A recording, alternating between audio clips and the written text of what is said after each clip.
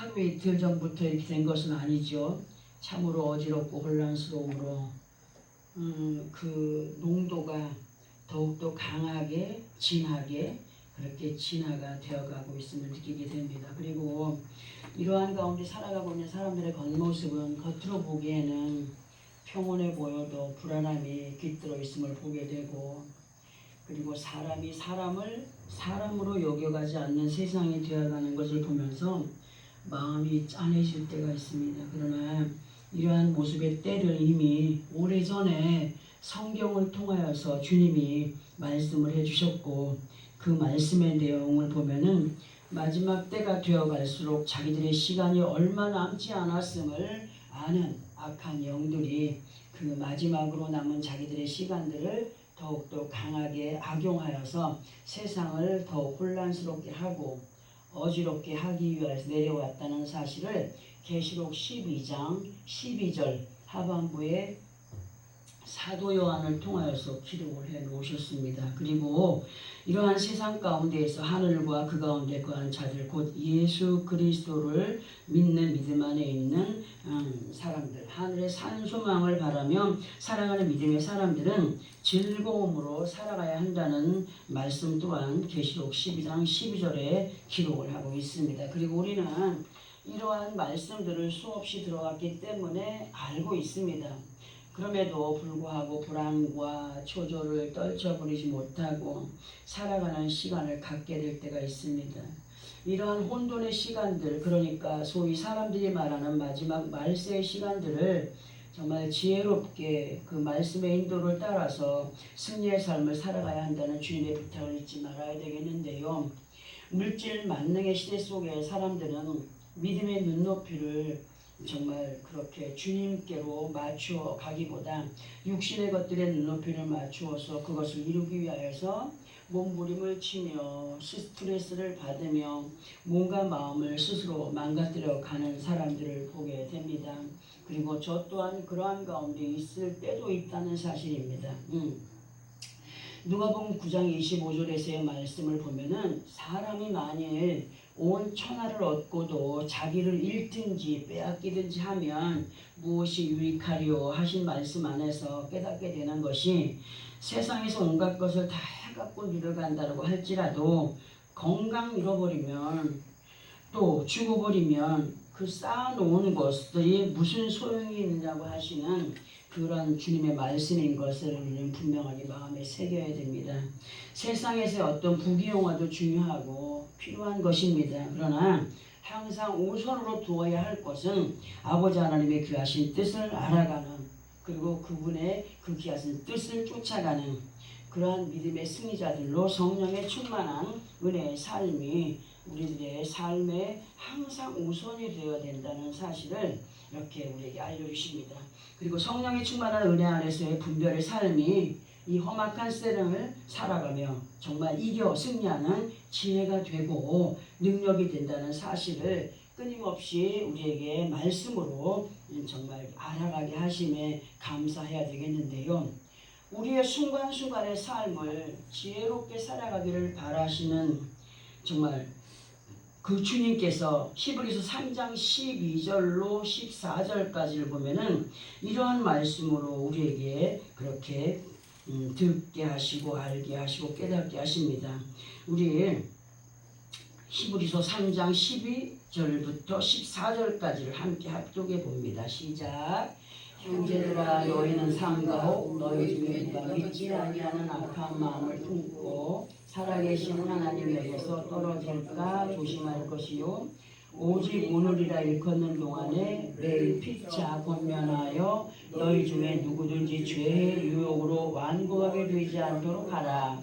우리가 시작할 때 확신한 것은 끝까지 견고히 잡고 있으면 그리스도와 함께 참여한 자가 되리라. 아멘. 지금 우리가 합독한 이 말씀에서 너희는 삼가 혹 너희 중에 누가라고 하시는 이 내용에 집중을 해 보아야 됩니다.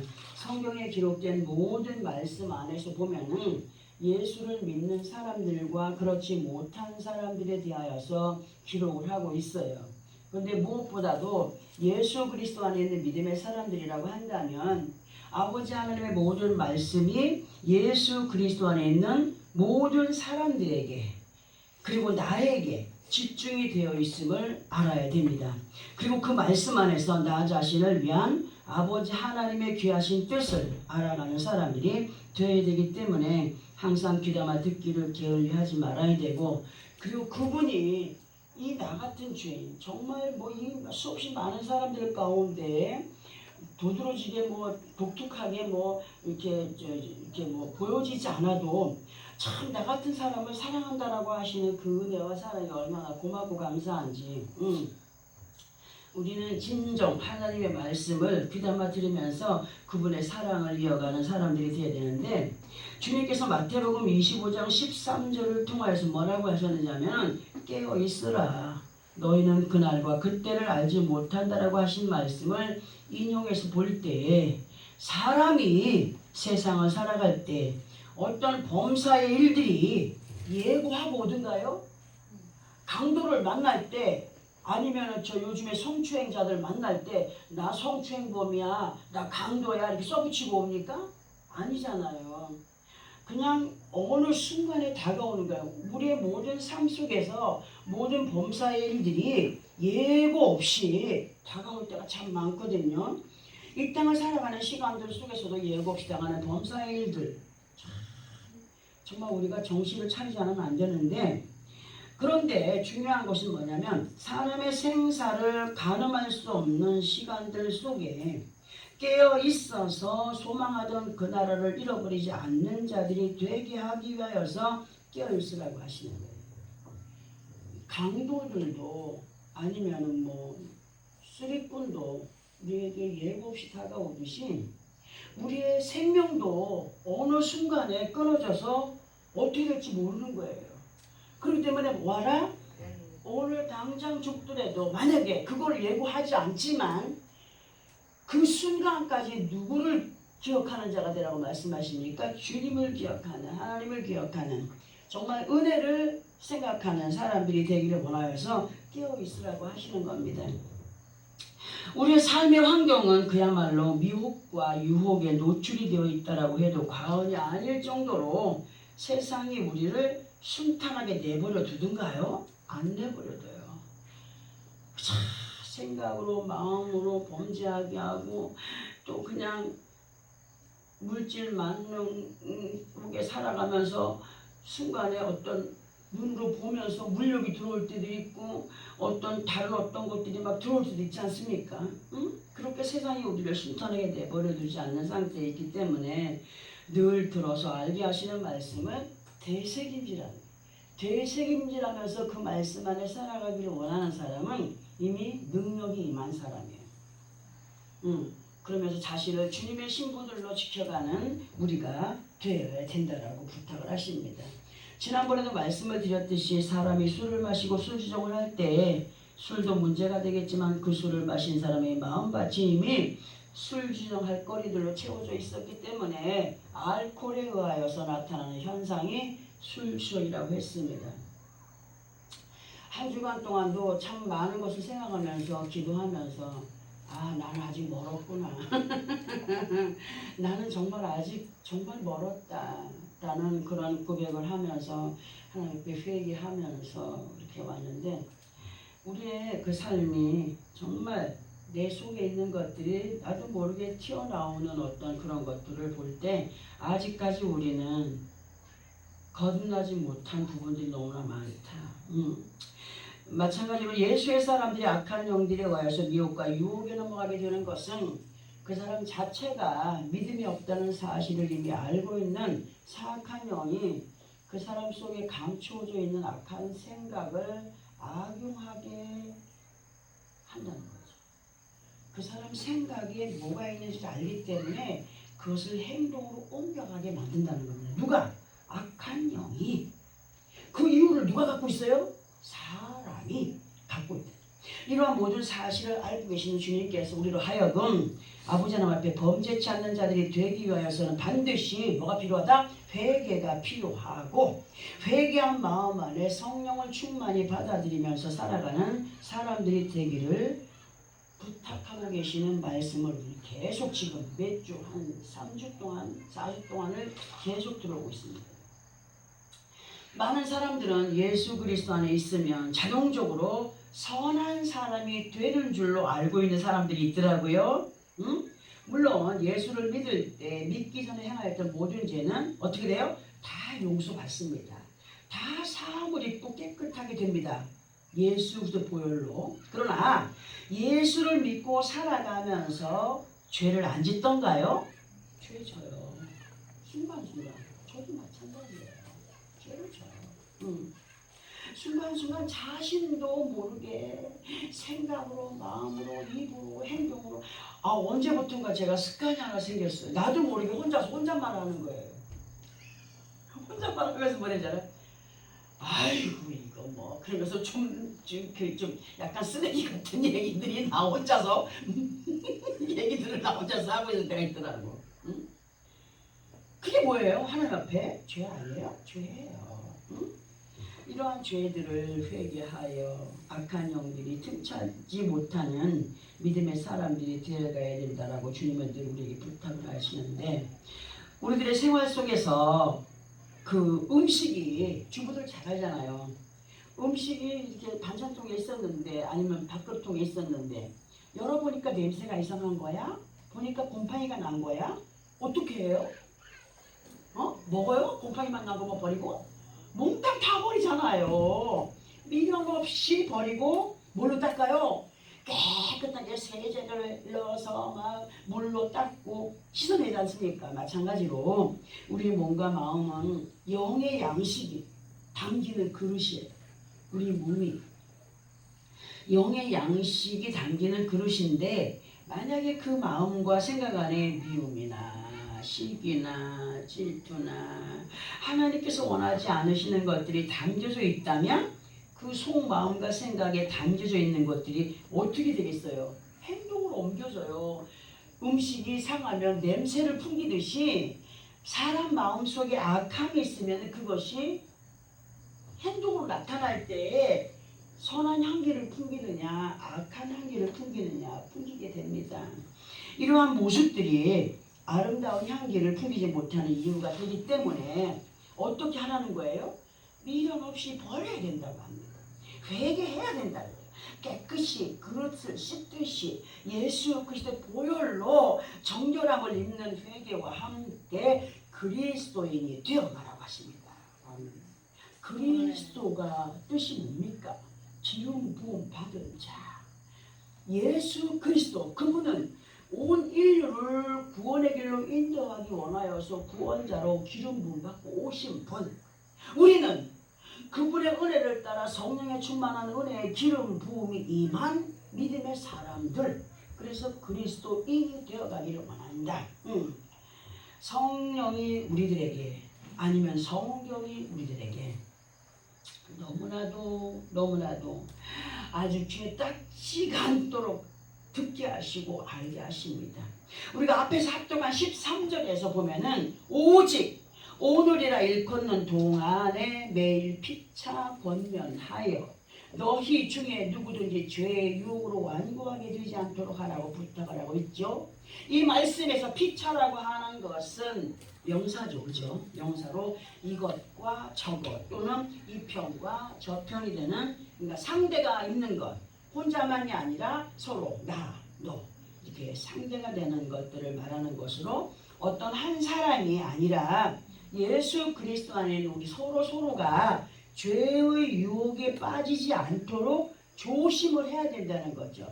조심을 하는 가운데 순간순간을 깨어 있어서 죄의 유혹에 빠져서 그 마음을 완고하게 하지 않기를 13절을 통하여 말씀을 하고 계셔요.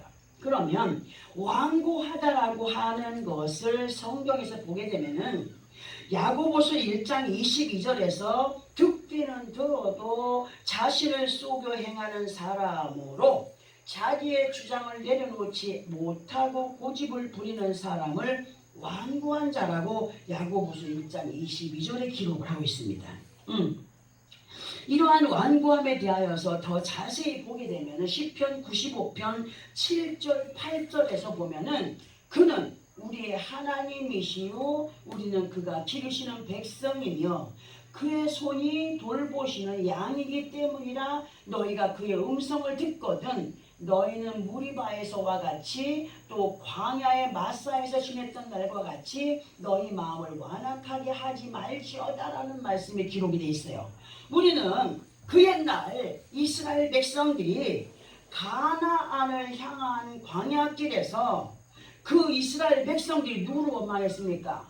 하나님을 원망하고 자기들을 이끌어가는 인도자를 얼마나 많이 원망했습니까? 원망했습니다. 원망하며 불평했습니다. 응? 그리고 이렇게 불평과 원망 가운데 있었던 그들이 왜 그렇게 하나님께 또 인도자인 모세에게 그렇게 행하게 되었느냐 할 때에 그들의 마음이 어떠했기 때문에 완고했기 때문에 완강했기 때문에 자기들의 주장이 강했기 때문에 고집이 있었기 때문에 겸손함이 없었기 때문에 곧 자기들의 주장이 너무 강했다라고 하는 것 때문에 자기들에게 닥친 일들에 대하여서 책임 전가를 누구에게 시킨 거예요? 하나님께 인도자인 모세에게 책임 전가를 시킨 거야. 왜 우리를 애굽에서 출애굽 시켜가지고 이 광야길에서 이런 고생을 하게 만드느냐? 배고프다, 목마르다. 하나님이 안 주셨나요? 주셨어요. 기적을 맛봤어요. 하나님의 능력을 알아요. 그 모든 책임이 누구에게 있는데 누구에게 떠넘긴 거예요? 자기들에게 있는 거예요. 근데 하나님께, 모세에게. 그러면 애굽에서 출애굽하여 가나안을 향하여 가는 그 광야길을 누구 때문에 가게 된 거예요? 자기 때문에 가게 된 거예요. 왜? 애굽에서 종살이 할 때 잠도 제대로 못 자, 먹는 것 제대로 못 먹어, 고통받아, 회초리로 맞아, 그냥 무시당해 하는 그런 가운데 있을 때 애굽에서의 그 힘들고 어렵고 지쳐있던 그들을 위해서 하나님이 어떻게 하신 거예요? 인도자를 세워서 출애굽시킨 거 아니에요? 응? 우리가 예수 믿기 전에는 참 자유로웠겠지만 나름대로 어떤 이유들이 있었기 때문에 예수 앞에 돌아온 거 아닙니까? 지금 우리가 저 하늘의 산소망을 가지고 나가지만 영적인 광야길을 우리가 가고 있는 거예요. 그 괴로움의 그 고통의 모든 몸부림을 보시고 들으시고 모세를 인도자로 세워서 출애굽시키셨고 가나안으로의 출발을 시작하였던 겁니다. 근데 자기들 때문에 시작된 하나님의 인도를 불평과 원망으로 옛구습의 악습을 버리지 못한 결과가 뭐였습니까? 사망이었습니다. 사망. 우리는 살아있어도 영이 죽은 거는 사망한 겁니다. 짐승과 같은 겁니다. 영이 살아있어야 됩니다. 하나님이 우리에게 주신 영은요, 누구를 알아가게 합니까? 하나님을 알아가게 하는 겁니다. 예수를 알아가게 하는 거거든요. 믿음이 무엇인가를 알아가게 하는 것이 하나님의 영입니다. 하나님은 사람의 이러한 완고나 완강함을 죄로 여기신다는 사실을 우리는 잊지 말아야 해요. 자신들 속에 고집과 아집으로 숨어있는 완고함을 버려가야 됩니다. 아멘? 이제 우리는 본문으로 가서 1절을 합독해보면 1절 시작. 그러므로 함께 하늘의 부르심을 받은 거룩한 형제들아 우리가 믿는 도리의 사도이시며 대제사장이신 예수를 깊이 생각하라. 아멘. 지금 합독한 본문 1절의 내용을 보면은 히브리 기자가 믿음 안에 있는 하나님의 자녀들을 향하여서 하늘의 부르심을 받은 뭐라고요? 거룩한 형제라고 기록을 하고 있습니다. 그리고 하늘의 부르심을 받은 거룩한 사람들로 그 거룩함을 유지해가는 믿음의 도리가 이러하다라고 말씀을 해주시는데 우리가 예수 그리스도 안에서의 믿음의 도리가 무엇인가 볼 때 우리들의 대제사장, 그럼 누굽니까? 예수 그리스도. 우리들의 대제사장이 되시는 예수 그리스도를 깊이 생각하며 행하여 가는 사람들이 되는 것이 믿음의 도리라고 얘기합니다. 믿음의 도리. 그러면 주님의 뜻을 깊이 생각하며 행하여가는 사람들은 어떠한 사람들인가 볼 때에 하나님께서 허락하신 지혜와 명철이 임한 사람들이라는 거예요. 그러면 하나님이 주신 지혜와 명철은 많이 배웠다고? 많이 가졌다고? 아닙니다. 낯놓고 귀엽자 몰라도 하나님의 영이 임한 사람은 지혜롭습니다. 명철합니다. 하나님께서 허락하신 지혜와 명철이 임한 사람들, 그들은 하나님의 말씀에 이끌림을 받습니다. 성령의 인도를 받는다라고 할 수 있습니다. 예수 그리스도 안에 있는 사람들로 하나님께 지혜와 명철을 덧입고 살아가는 사람은 많이 배웠건 배우지 못했건, 많이 가졌건 가지지 못했건, 그 사람이 잘났건 못났건 다 떠나서 아버지 하나님의 그 사랑과 은혜를 말씀 안에서 제대로 만난 사람, 그 제대로 만난 사람들은 자신을 낮춥니다. 아멘. 돌아보니까 저를 아직까지 못 낮췄더라고요. 더 낮춰요. 그럴 때 하나님께서 원하시는 제대로 된 사람으로 믿음 생활을 하여 갈 수 있다. 곧 그를 이스라엘이라 할 수 있다.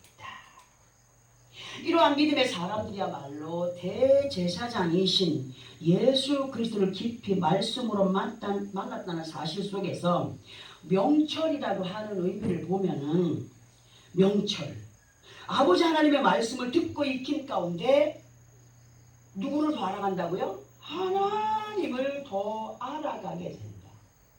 이러하신 하나님이 나의 아버지 하나님이시구나 하는 것을 확신함으로 살아가는 모습이 명철이 임한 사람의 모습이라는 거예요. 명철. 자, 그러면 지혜라고 하는 것은 뭐냐? 지혜라고 하는 것은 배우고 익힌 그 말씀을 믿고 힘들고 어려운 연단의 시간을 따라서 감사함으로 이겨가는 그런, 요렇게 할 때는 하나님이 이렇게 하시던데, 이렇게 할 때는 하나님이 이렇게 하시던데 하는 걸 알아가는. 제일 쉽게 예전에도 한번 설명한 적이 있어요. 어떤 물건 하나를 예를 들어서 저런 걸 하나 다 뜯었어. 궁금해서 다 뜯었어. 다 분리했어. 그 다시 새롭게 맞추려니까 힘들어요, 안 힘들어요? 힘들어요. 뜯을 때는 자신 있게 내가 이렇게 그대로 해야 되겠다고 뜯었잖아요. 안 돼요. 그런데 그거를 한 번 하고 두 번 하고 세 번 반복하다 보니까 어떻게 돼? 맞춰지게 되리라는 거죠. 응? 이게 어떤 삶의 어떤 체험을 통해서 그 체험 속에서 누구를 알아가는? 하나님을 알아가는, 하나님의 뜻을 알아가는 것이 지혜라는 거예요. 그러니까 우리에게 있어 연단이 얼마나 큰 축복인지 몰라요. 응? 여러 번 반복을 하다 보면은 그 물건에 대하여서 알게 되고, 많은 반복 속에 제대로 그렇게 조립을 하게 되는 것을 지혜라고 할 때, 우리의 믿음 생활도 마찬가지로 처음부터 잘할 수가 없어요. 완벽한 사람 하나도 없다 그랬어요. 하나님이. 온전한 사람 하나도 없다 그랬어요. 오직 하나님 한 분 외에는 온전하신 분이 없어요.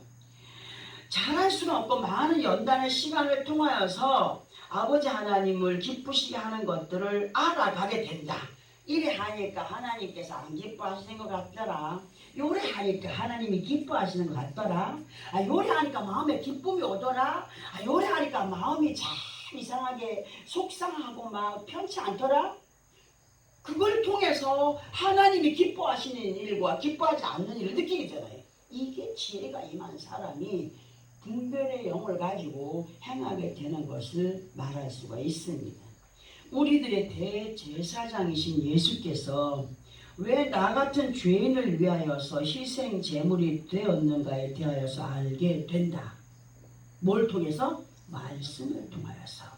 그리고 어떠한 마음가짐으로 행하는 것이 하나님을 기쁘시게 하는 것인가를 알아가는 것이 된다. 뭐가 임했을 때? 지혜가 임했을 때. 이렇게 하나님께로부터 임하는 지혜는 우리에게 많은 유익을 준다. 우리는 많은 시간 속에서 들어왔고 또 알아왔고 체험한 사람들도 있고 체험하지 못한 사람들도 있습니다. 그러나 진실로 우리는 우리들의 대제사장이신 예수 그리스도와 함께 아버지 하나님을 기쁘시게 하는 믿음의 사람들로 본문 이전의 말씀을 이해를 해야 되겠기에 2절을 또 함께 합독을 합니다. 본문 2절입니다. 시작. 그는 자기를 세우신 이에게 신실하기를 모세가 하나님의 온 집에서 한 것 같이 하셨으니 아멘. 이 말씀에서 그는 누구입니까? 예수 그리스도십니다. 우리 주 예수께서는 온 인류의 구원자로 자기를 세우신 아버지 하나님께 어떻게 행하여 가야 한다는 사실을 알았다는 거예요. 거부하지 않았다는 거죠. 아버지 하나님께 아주 신실함으로 행하였음을 말하고 있습니다. 신실이 뭡니까? 꾸밈이 없고 정직하게 행하여 드렸다는 거예요. 우리는 근데 행함 속에서 꾸밀 때가 많잖아요. 정직하게 행하지 못할 때가 있잖아요. 부끄럽더라고 이 말씀 준비하면서. 주여 나에게 하시는 말씀이십니다. 응? 나에게 오늘도 신실하기를 부탁하시고 계시군요. 응? 그러므로 오늘 또한 아버지 하나님의 앞에 신실한 믿음이 꼭 필요하다는 사실을 마음에 새겨야 됩니다. 신실이 무너지면요, 그때부터는 뭐가 생성이 되느냐? 거짓과 가식이 용솟음 치면서 토하게 됩니다. 명심하시기 바랍니다. 이제 3절을 봅니다. 3절은 함께 합독하지 않고 제가 읽어드립니다. 3절에 보니까 그는 모세보다 더욱 영광을 받을 만한 것이 마치 집 지은 자가 그 집보다 더욱 존귀함 같으니라고 하셨습니다. 무슨 의미입니까? 지나가다가 잘 지어진 집을 보면은 쳐다보게 돼요? 안 쳐다보게 돼요? 야야 저거 누가 지었노? 설계도 잘했다, 잘 지었다. 궁금해지잖아요, 그죠? 예전에 우리 어머니가, 시어머니가 저 300평 되는 집 앞에 앉아 있으니까, 그늘을 피해서 대문 앞에 앉아 있으니까 지나가는 사람, 할머니 여기 사세요. 너무 좋은 집 사시네요. 내 기분이 좋았다고. 그렇게 우리 마음에 아직까지도 좋고 아름다운 그런 집을 소유하는 마음이 있습니다. 마찬가지로 예수 그리스도 안에 있는 우리는 하나님께서 예수 그리스도를 통하여서 말씀으로 지어가시는 믿음의 집들입니다. 아멘. 믿음의 집들입니다. 그리고 예수를 믿는 사람들이 온전한 믿음의 행위를 보여갈 때에 누구에게 영광이 된다고요? 하나님께 영광이 됩니다. 누구 이름 때문에? 예수 이름 때문에. 예수님은 인류의 구원자로 오셨지만은 사람들의 영광을 가로채지 않았습니다. 그 모든 영광을 누구에게? 하나님께 올려드렸습니다. 이런 신실한 그분이 우리의 구원자이십니다. 그러면 우리도 어떻게 해야 돼요? 신실한 믿음으로 누구에게? 하나님께 영광이 되어야 됩니다. 곧 집을 지은 자가 영광을 받는다라고 하신 3절의 말씀과 같이 우리는 믿음의 기초가 든든한 말씀으로 세워야 돼요. 말씀이 누구예요? 말씀의 육신이 되어 우리 가운데 거하신 예수 그리스도. 그분이 기초가 되어져야 돼요. 그분이 기초예요. 그 자료로 누가 보냈어요? 하나님이 보내셨어요. 하나님이. 그 위에 또한 말씀으로 더욱 든든히 세워져가는 모습이 되어가야 된다. 그런데 같은 믿음 안에 있어도 마태복음 7장 24절에서 27절까지의 말씀을 보면은, 제가 이걸 합독을 하려고 하다가 시간이 많이 가. 종이 이게 16장 넘어가면은 저 유튜브 저기에 다 못 들어가요. 그래서 제가 읽어드립니다. 간단하게. 마태복음 7장 24절에서 27절까지의 말씀을 보면은 반석 위에 집을 잘 지어가는 사람이 있는가 하면 반석이 누구예요? 예수 그리스도. 근데 모래 모래 위에 집을 지어가는 즉 말씀의 기초가 없이 그 말씀의 이해도 없이 육신의 것들로 부귀영화를 누려가지고 나에서 몸부림치는 사람이 있습니다. 그렇게 어떤 범사의 시간들이 오게 되면은 반석에 집을 지은 사람과 모래 위에 집을 지은 사람이 비바람이 불고 창수가 나면 어떻게 돼요? 반석에 집은 절대로 무너지지 않고 모래 위에 집은 무너진다고 하지 않았습니까? 우리는 누구와 함께 지어져 가야 됩니까? 예수 그리스도와 함께, 우리의 믿음의 기초가 되시는 예수와 함께 그분이 아버지 하나님 앞에 어떻게 어떠한 마음가짐으로 행하였는가를 깊이 생각하면서 우리들 또한 그분을 닮아가는 시간이 필요하다는 거예요. 여기에서 오늘 그는 아버지 앞에 어떻게 행했다고요? 신실하게. 우리 또한 믿음 생활을 신실하게 행하여 가는 사람이 될 때에 누구를 닮은 거예요? 예수 그리스도를 닮아가는 거예요. 정말 그러한 믿음을 하나님은 귀하다 하십니다. 하나님께 영광이 되는 삶이라고 인정을 하십니다. 집마다 지은 사람이 있듯이 예수 그리스도 안에서 우리는 세워 가시는 분은 하나님이시고 예수 그리스도의 이름이 우리의 기초가 되어서 세워져 가고 있습니다. 그 모든 재료는 말씀으로 우리에게 공급을 해주십니다. 하나님이. 그 말씀들로 오늘은 우리의 기초 위에 뭘 세우라고? 신실함을 세우라. 신실함을 세울 때 그를 하나님이 인정하셨고 그를 통하여 하나님이 영광 받으신 것처럼 우리의 신실함을 통하여 예수 그리스도 이름으로 신실함을 통하여 하나님께 영광이 되는 삶을 살아갈 때 저 집 멋있게 지어졌네 하는 것과 마찬가지로 저 사람 정말 예수 잘 믿네. 아멘. 아멘. 진정으로 우리에게 오늘 상기시켜 주시는 단어 신실입니다. 정직함.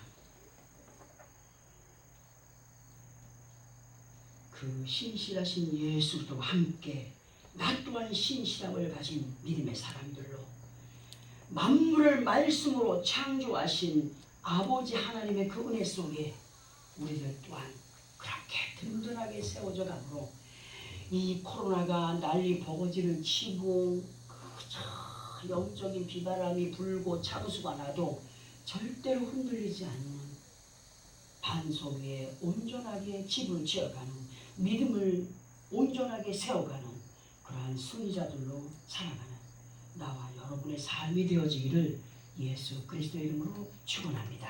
아멘. 기도하겠습니다.